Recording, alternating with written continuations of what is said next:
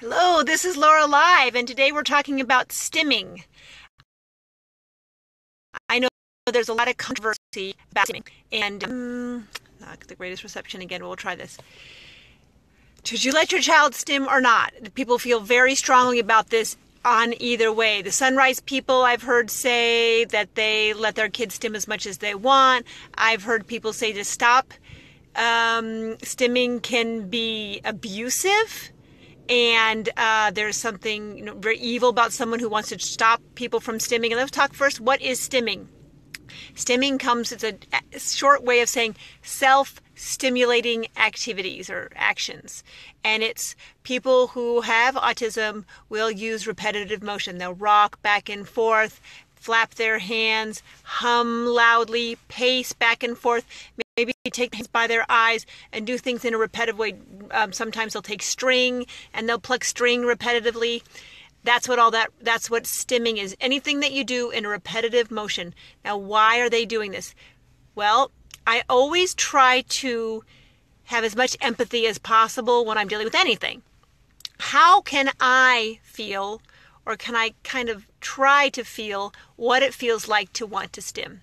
Well, I've had someone once tell me this. When you have that urge to sneeze, and you're trying to make yourself stop because let's say in a crowded room or an elevator, you don't want to sneeze, and you're like, don't sneeze, and you're kind of breathing heavy, but you just need to sneeze.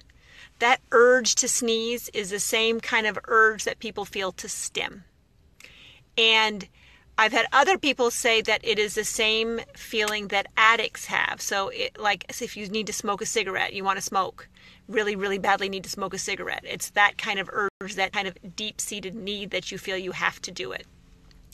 Now, my whole point of my whole existence in GemIIni and in the work I do is to do as much good and do as little harm as possible while I'm doing it. If we allow our students to stim as much as they want to fulfill all their urges, the more they do it, the stronger the urge gets. Just like the more you smoke, the more you will smoke.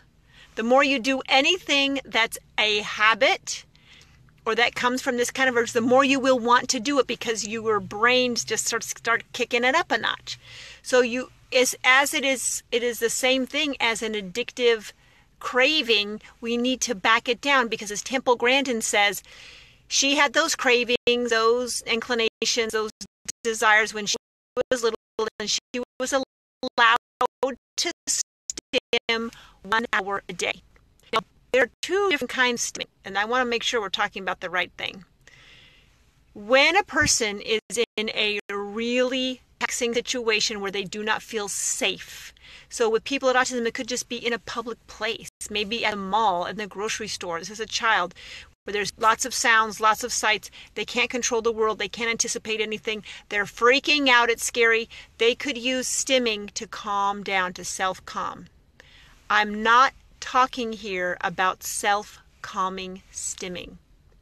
That would be abusive to make people stop doing that. And I think that's where we get in trouble, where people are, again, we're not talking about the same thing. Self-calming stimming is a defense mechanism used for the scary world around us, and it helps people just to cope.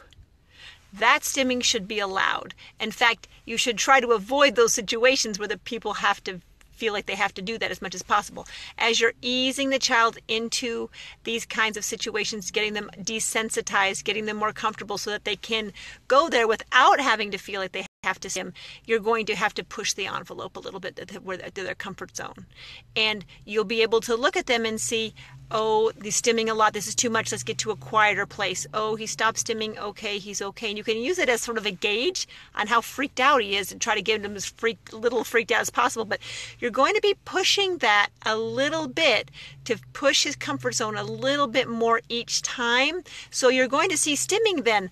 That's okay. You just back it off until it goes away. It's very different than stimming for an urge, to satisfy an urge.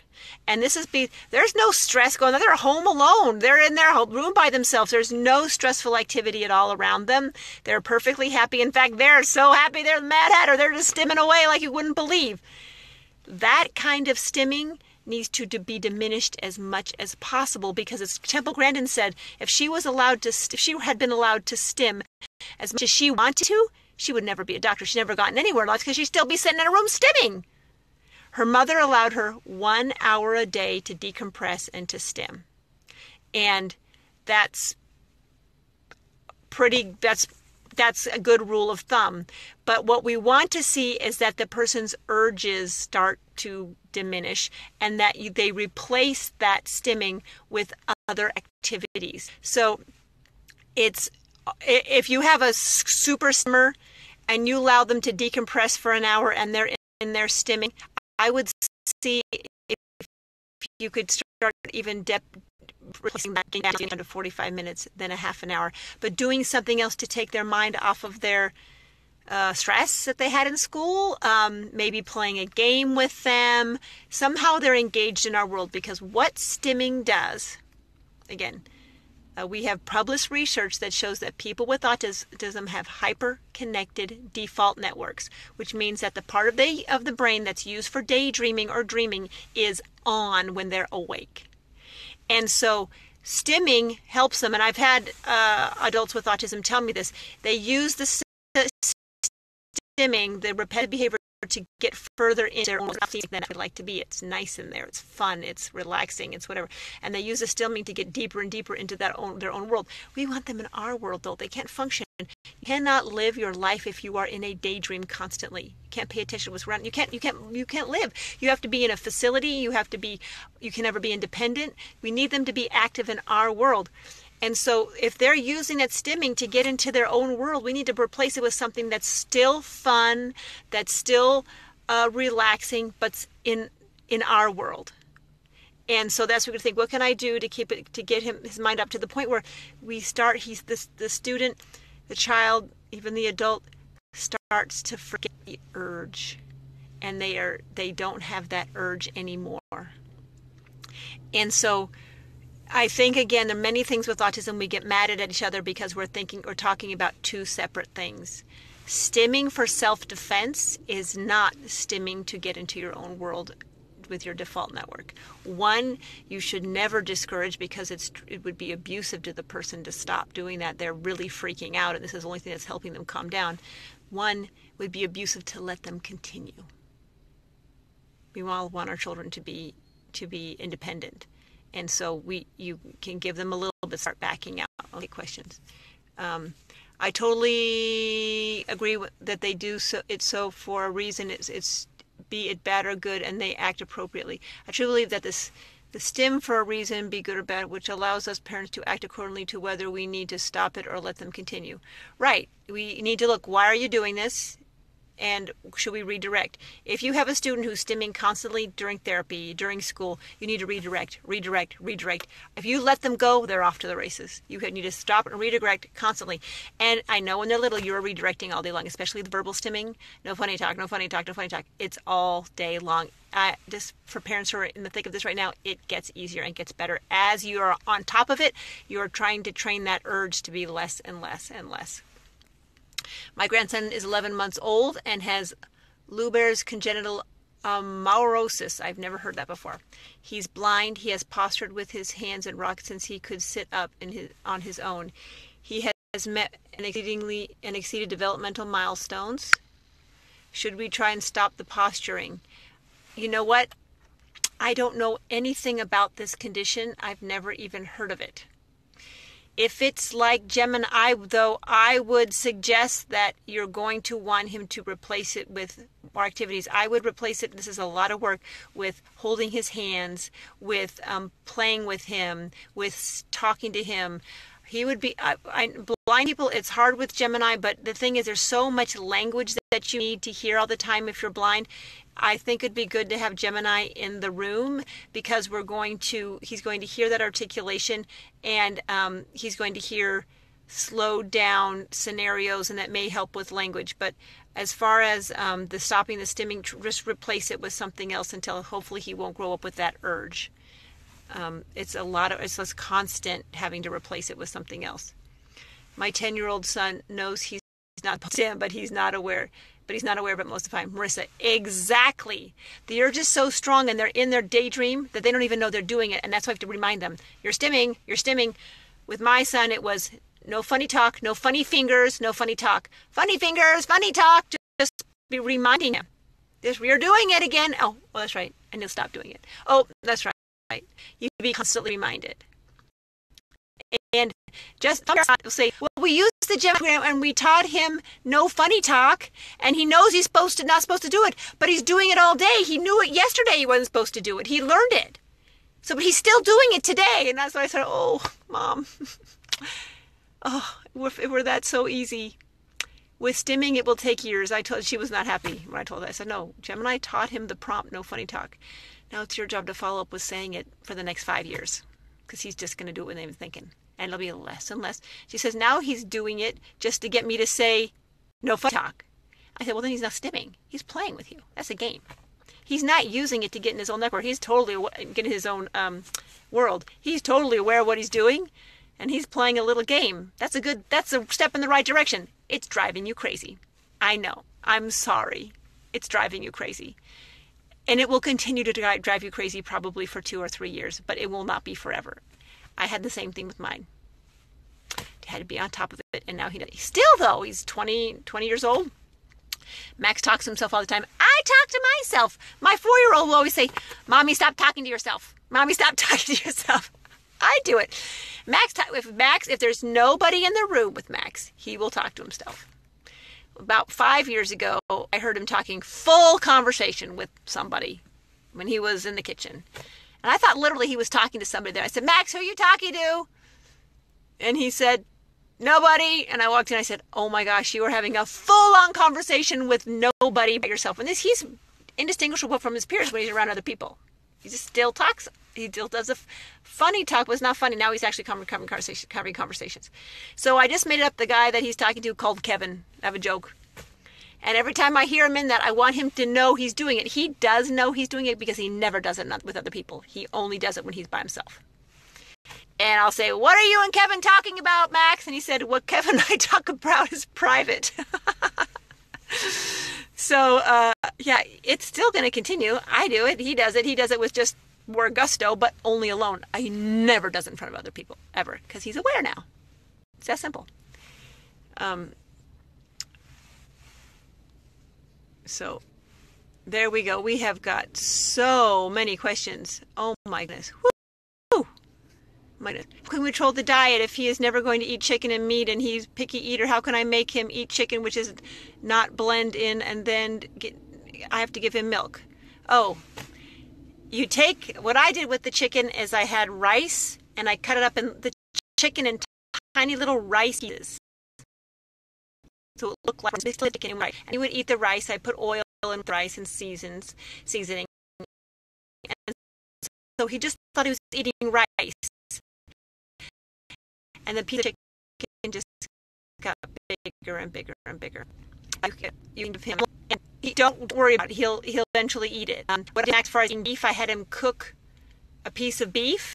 You can do this with chicken or with any, and he cooked it himself. He stood in the sun, he cooked it back and forth. He cooked it. So once he cooked it, he's about 4 years old, he wanted to eat it because he cooked it. And then after that, he ate it all the time. When my 3-year-old son gets excited and was watching his favorite show or TV, he stims by running from room to room and spins over and over. Should I stop this? That's not necessarily stimming, unless stimming is literally locked in your old world, getting in here. That's just showing you excited. What you want to do is get excited with him and give him and jump up now, hold hands, yay, and then make sure you're not watching some video over and over again. He should only watch one show in 6 months. Not watch it over and over again. That's going to make him stim. Thank you so much. We moved to another state and my son goes to a new school where they don't stop him. It took us 3 years to get him to stop. Yikes. Show him this. Show him Temple Grandin. He needs to stop. The problem is people who don't stop kids who stim don't believe that they can ever become independent. They think school is for babysitting. Nice little boy, we're going to put you in an institution when you grow up. There's no reason to. You're happy. Just let him be happy. You know, well, my 4-year-old's happy eating Twinkies too. I'm not going to give him Twinkies. My child's going to be independent. My child cannot be independent if he's doing this all day, if he's with his finger sting. And it's your job while he's here to make sure he's not doing that. Sorry, this really makes me mad because these people don't believe in our kids. They just don't. They don't know what what they are capable of doing. If they did, they wouldn't let them do that. I had an almost 2-year-old. He runs back and forth quite a bit, but he's smiling and laughing the whole time. It's like he's having fun. Oh, she's concerned his brother was put on the spectrum. Okay. That's not a concern. That's what my 2-year-olds do that too. That's as long as he's engaged outside. If he's inside his own world, running around crazy inside of his own world, that's a problem. If he's looking at you and laughing, that's okay. Try to always direct attention on you. My son, who was 11 and nonverbal, takes both his fists and rubs his chin hard. Would I consider that stimming? Yes, that is stimming. You should redirect that as much as you can. I'm frustrated. I'm sorry, Melanie. That's really horrible. I would show them this video and I would do the temperament thing. Our little guy clenches his teeth and holds his breath when he stims. We tell him to count to hear, so he stops. Is this bad thing that we interrupt him? No, interrupt him. Stop him. Get him mind on something else. He's doing that because he's of his urges. My son screams all day and laughs uncontrollably, and it's almost impossible to bring him back to the real world. I used to have night terrors as a child, and my mom would have to slap me in the face. Okay. My son did screaming thing did the laughing uncontrollably thing too. It's been my experience. Again, I'm not a doctor. Just anecdotally, kids who do that have a gluten and casein issue. The more gluten and casein they eat, the more laugh uncontrollably they go. Literally, they're high. It's like they are high on something in the milk and the wheat, and they get addicted to it, and they want it more and more and more. It makes them laugh like an addict. So get them off milk and wheat for 6 months, and I bet the laughing will go away. Hi, Laura. I had mentioned that Mason wants us to repeat everything he sings. There's our mouths. I wonder if that is a stim. Should I repeat if he wants to do something else to distract him? Yeah, I wrote you a letter, content, and I think Travis posted it on Jeanette. First off, change so he's not seeing the close-ups anymore on the sessions. When you create a session, put just a mid-shot and a generalization so he doesn't see the close-up, because I think he's stimming off the mouth close-up now. He totally talks. He's amazing. So now, because you remember we thought that he was a praxic, and using GemIIni, he's talking up a storm. He's talking too much. So, yeah, get rid of the mouths and redirect him. I don't think he's stimming. I think he's really, really interested in mouths, but he's fixated on it now. It's like an OCD thing. It's not a stimmy thing. It's like it's OCD. So you want to redirect it. Sorry for the ignorance, but why is it wrong to let my son stim? I feel it is calming for him. Hi, Davey. If you go back to the beginning of this, you'll see why. Because if he stims, he'll never be independent. If that's all he does in his whole life is walk around stimming, he'll never have a job. He'll never have a life. He'll be in an institution. That's why. We don't want that.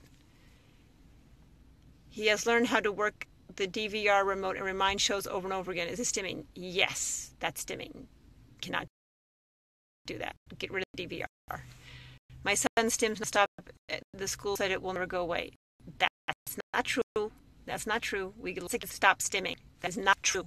Your child can improve. Your child can be independent. Your child can live a life on their own. Don't believe the school. They just have to redirect it. If they don't know what they're doing, they need to get education. They need to get a BCBA in there to train them how. But you need to redirect it. I've been hiding the remotes. When he finds them, he becomes obsessed with the remote. He is on a gluten-free diet. He will only eat yogurt. How do I get him to try different foods? Okay, the casein is worse than the gluten. You got to get the rogue yogurt is the problem. Go get coconut yogurt. There's coconut yogurt. Coconut milk yogurt is delicious. No casein. And start putting little bits of fruit in the coconut yogurt, and give him vitamins, autism vitamins, autism minerals in the coconut yogurt, and don't worry about it. He'll be getting enough nutrition for a while just to get him off the casein. All right, everybody. I'm going to sign off. If you have any questions, you can go ahead and put them in the comments, and we will get back to you. Remember, post, share, and